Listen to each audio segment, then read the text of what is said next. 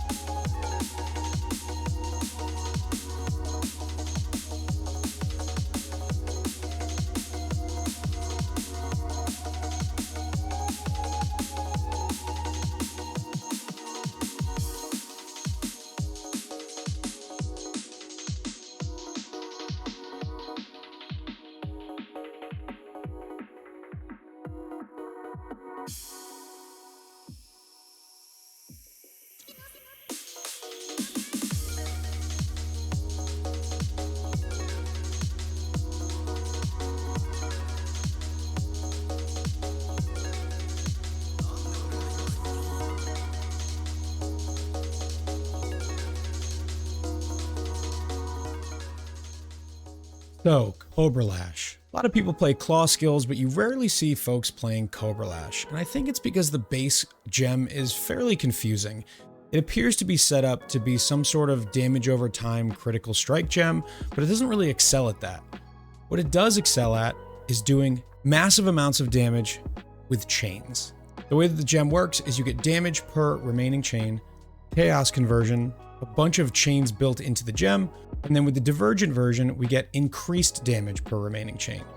So the idea here is to stack up as many chains as we can, get all that juicy extra damage on that first monster, which is what makes it so great for single target, but then also to have 13 chains, so every projectile that we fire out hits a bunch of different monsters on the screen. This means you don't need fancy explosions in order to get really crazy clear, but also you don't need a separate skill for single target because you are scaling both map clear and single target with the same thing, and that is additional chains. Your level 5 Awakened Chain gem, to give you an idea, gives you 3 additional chains. Now this comes built in with a 6% less damage multiplier on it at level 5, but the gem itself, because it provides 3 additional chains, gives us 21% more damage on single target. Combine this with the new Vengeance Cascade, which effectively doubles our damage, you can reach absurd DPS with this build. Now, I've not gone the absurd DPS route. I think we get somewhere around 25 to 28 million damage with this build on single target, and I use the rest of that investment to get fairly tanky. I also invested a lot in speed. This build has over 300% move speed, huge leech with over 2,000 per second, a nice life pool of about 4,700, 90% evade chance, 40 block, 16,000 armor for Molten Shell, and 100% spell suppression. As all attack-based builds go, you have to stand still to do damage, so doing things like Uber bosses, for me personally, is not great. But it does have the damage to do them if you are good enough. You can get this build started for fairly cheap, and you can scale it to the moon. It doesn't rely on any Crucible tree to make it strong enough to play, and there really are no uniques that you need to have on the build. So with all that said, let's dive into the gear and talk about each item, gem, flask, etc., and get you playing this build sooner than later. Let's go. Okay, so let's talk about the gear pieces that we chose to use on this build. And for starts, we have the Havoc Razor Eye Gouger. So what I did was I bought a 174% Fractured Merciless roll. If you get one on an Imperial base, it's going to be way more expensive. The Eye Gouger is nearly as good, and it actually has a better implicit. You get more life on hit. So this is a very small compromise to make. And then I crafted it with chaos damage essences until I hit a good flat physical roll. Once you do that, you can lock the prefixes, and I used a Veiled Chaos Orb to get critical strikes, chance, or speed. And then honestly, I haven't even really finished the item yet. I still have 18 out of 20 attack speed. The plan was to probably slam, but I'm not sure. But I ended up playing the build for a long time and just never really fixed the weapon any more than this. But it can get a lot better. These are not super important on the tree here. We have the less damage and increased attack speed. This actually isn't even that much of a boost to our damage. It's like 1 or 2%. Less damage is a huge negative multiplier, and on a base that has really good attack speed already, it just ends up not being that good. So it is more damage, but it's not that important. A little bit of onslaught effect, also not that important.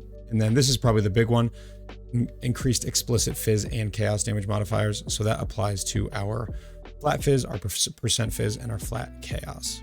So we get a little 15% boost there. But this tree does not make or break the build at all. So this is like a pretty mid claw. For the helmet, we get Cobra Lash Chains 3 additional times as an enchant. That is absolutely mandatory. Chains are massive damage and massive clear. To craft this, we got one that had Fractured Life on it. You're probably going to struggle to find a Cobra Lash enchant already on a fractured item.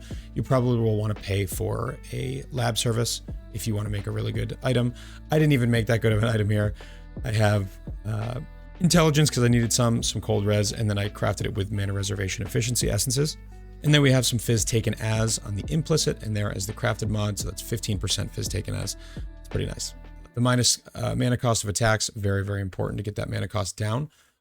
We currently have a 7 mana cost. You can get that even further with the amulet, which we'll talk about in a second. And when we're hitting monsters, it's no problem to keep our mana at max. So let's jump to the amulet. Vengeance Cascade, absolutely mandatory on your amulet. Super strong. It makes it so your projectiles return back to you, hitting monsters a second time. So what do we want here? You need +1. +1 all or +1 chaos, both work. If you look at the Cobra Lash gem, it has a crit, attack, projectile, and chaos tag on it. Even though it is... So you get +1, and that helps us get to 25, which we need for an additional chain on the gem. We'll get to that later. So here, you just solve problems. You want life, you want +1. Multi is obviously best in slot damage suffix, and then whatever stats you need, whether it's strength or intelligence or resists. We got some evasion on this one. This is a really nice amulet, but I think I paid 2 divines for it or something.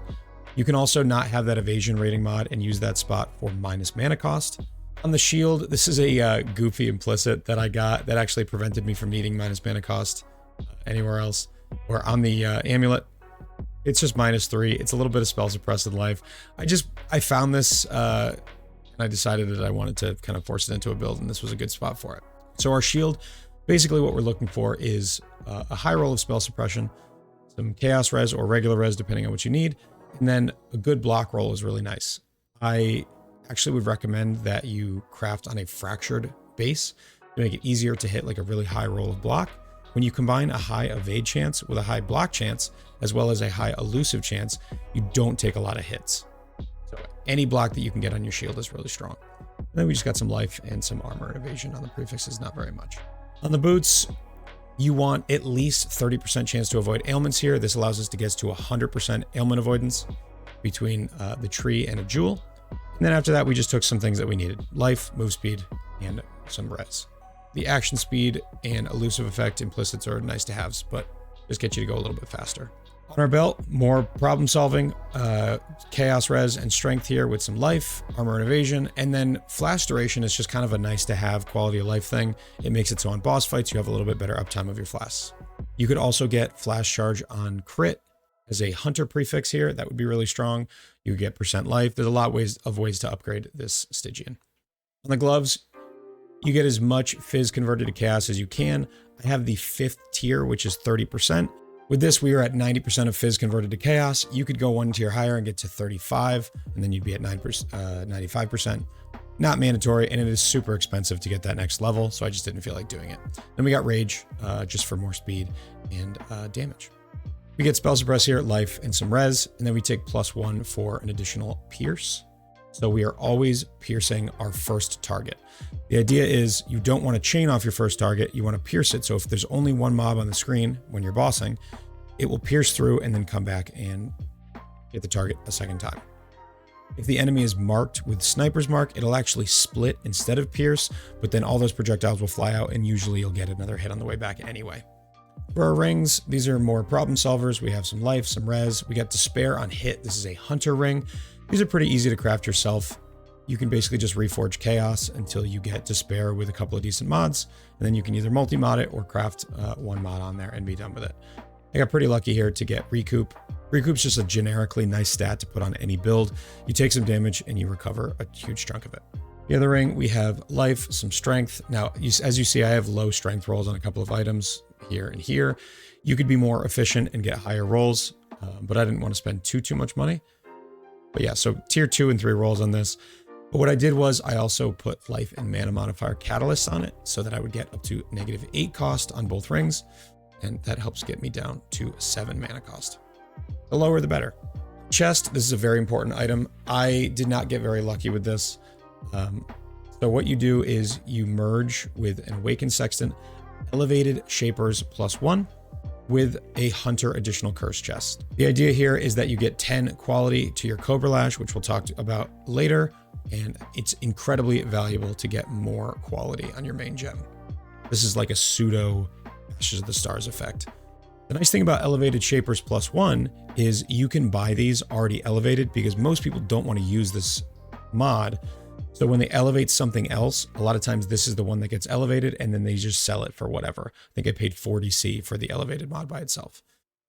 Hunter is easy to roll. You just reforge caster once on a hunter chest and it's already done, provided you don't hit, I think the spell crit is the other one. So once you've merged those together, I got unlucky and hit tier 8 life. You'd actually be happy if you hit no life, then you could take the 15% node on the tree, which is a mastery for increased life. And then you lock and reforge attack. That gives you a 100% chance to hit attack crit. You might hit tier 1 or tier 2. You can just do it again if you hit tier 2. And then you take whatever you get there and you craft on a last suffix and you're done.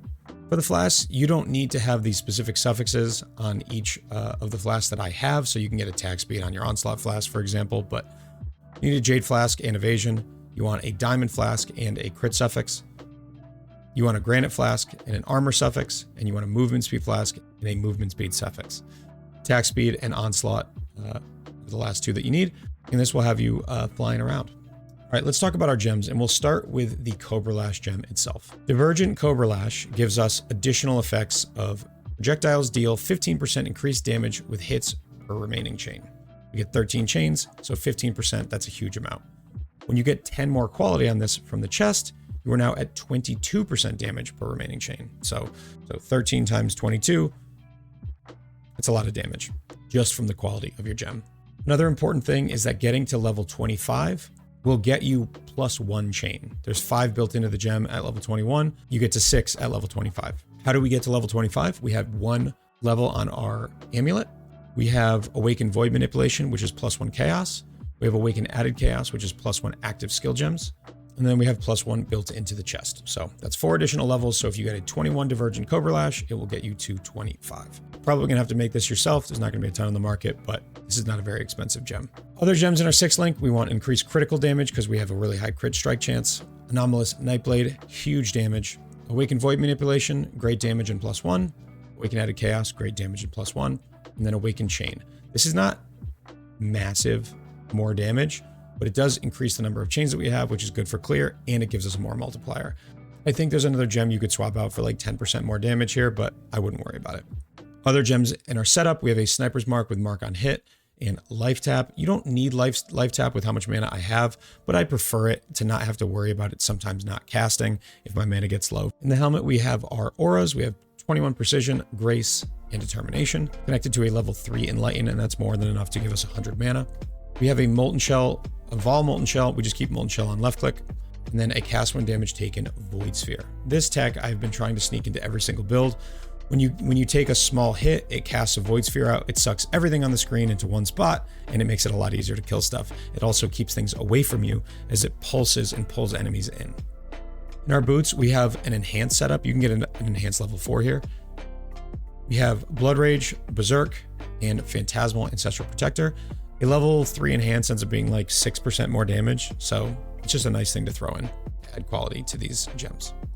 In our gloves, we have a sort of weird setup. This is how we generate our power charges. It's kind of goofy. I don't really like it, but it's kind of my only solution that I came up with. You use Whirling Blades with cast on Critical Strike. And when you hit a boss, it'll cast a Tornado. Tornado adds damage based on your projectiles that hit it. And then also we have Power Charge on crit here. Your Tornado can hit and give you power charges as well as your Whirling Blades. I generally don't use it because I don't need the damage, but it is there as a way to generate power charges, get some more damage. I would recommend it against Ubers. And that's it for the gems. Let's talk about the tree. We have our Ascendancy here. This is all kind of no-brainer stuff. You don't really have a choice, in my opinion. We have Gathering Winds. You take this first. Incredibly strong. You're always at max Tailwind because we attack so fast that it's very easy to keep it at 10. Ricochet, +1 chain, and chain off of terrain. Super, super strong. 2 additional projectiles from Endless Munitions. Allows us to get 2 projectiles. That way we can get 2 more from our clusters and not need to use a GMP. Lastly, I guess this is the only thing that could be debated, Far Shot versus Point Blank, which is right here. I prefer Far Shot in this build. I've played this as both a Point Blank and a Far Shot build. And if you want to fight Uber bosses with this, you probably don't want to be close to them, which means Far Shot is going to be substantially better than Point Blank, where you're going to be taking massive hits over and over again. So you can try it out, see which one you prefer, but Far Shot is much more damage. We sneak a Inspired Learning in up here. We pretty much are taking this stuff anyway, so it's just like a free Inspired Learning. We have a really, really nice Brutal Restraint here. So we get some Blind, which is really important. Makes us harder to hit. We have Max Life. Increased charges gained, Evasion, Accuracy, Alchemist Genius, really, really important. This gives us flash charges gained and effective flasks. And then lastly, we have some attack and cast speed here. This probably isn't worth taking unless you're using a Brutal Restraint that gets you something valuable here. But once you do, it gives you more block, and then it gives me 13% attack speed. So let's talk about our clusters. These were surprisingly cheap when I put this build together. Devastator and Fan of Blades is what is up front. Devastator, not necessary. It is really not that good for this build because we don't get that much AoE from anything on this build, so the explosions are super, super small. Fan of Blades, however, is mandatory. You can match it with anything you want over here, but getting Fan of Blades, mandatory. Combined with the Deadeye Ascendancy, this gets us to 5 projectiles. We have the same large cluster up top, and then our 4 clusters are all the same. Repeater and follow through. Repeater is projectile damage and attack speed, huge. And then the most important thing in this entire build is follow through. 15% increased damage with hits and ailments for each remaining chain. We have 4 of these. That is 60% increased damage with hits and ailments per remaining chain. When you combine that with the 22% that we get from the gem, that's 82% increased damage per remaining chain. We have 13 remaining chains always on the first boss or the first monster that we hit. And that is 1,066% increased damage from those 4 nodes and our gem. Really, really big. What that does mean is that increased damage elsewhere on the build is actually not very powerful. So we spend the rest of our points on crit multi, and attack speed wherever we can get it. This is quality of life, in my opinion. Long shot, getting projectile speed is super, super nice, and it works well with Far Shot. It gives us more increased damage. And then I think maybe the best defense in the build is actually knockback. Because we hit so often, anything that isn't like an Uber boss that you can't knock back is just never able to get close to you. Really, really strong stuff here. And then you want to take the more projectile speed mastery as well. Fast projectiles on this build feels really, really nice. Most people that came into my stream and saw me playing this build didn't know what skill I was using. So when you combine Thick Skin, this entire wheel here, with Ancestral Vision, that gets us to 70% chance to avoid elemental ailments. So when you get 30 on the boots, that gets you to 100%. For our Forbidden Flesh and Flame, these were super cheap. I don't know what they cost now, but when I bought them, they were very, very cheap. This gives you a chance to wither on hit. So we're always at max wither. And then it gives us 50% increased effect of wither. It's a massive amount of damage for 2 jewel slots. Our Watcher's Eye, I have a really good one. This gives us 8% chance to evade attack hits. We want to get our evade really high. Gives us movement speed and then flash charge on crit, which is super, super underrated. We have really high uptime of flasks on bosses. You want to grab the 10% of leech is instant. This, in addition to our life gain on hit that we already get from our claw, means that we have over 2,000 life per second recovered. And that is pretty much it for the tree. So as many of you know, Cobra Lash is one of my favorite skills of all time, and this is the best version of it that I have ever put together. It's not that expensive. There's no mandatory uniques. You can craft most of this yourself, and it is an absolute blast to play. So if you play this build, let me know in the comments below. Hope you guys are enjoying Crucible League and are getting hyped for PoE 2 and 3.21 coming soon. There's going to be a lot more content on the channel, twitch.tv/AER0___. If you want to support me, like this video, give it a comment, and subscribe to the channel. If you want to support me financially, there is a Patreon linked in the description, as well as my Discord and a build list that has all of the builds that I've played for the last 3 leagues. Thank you so much for watching. I appreciate you all so much. And as always, take care.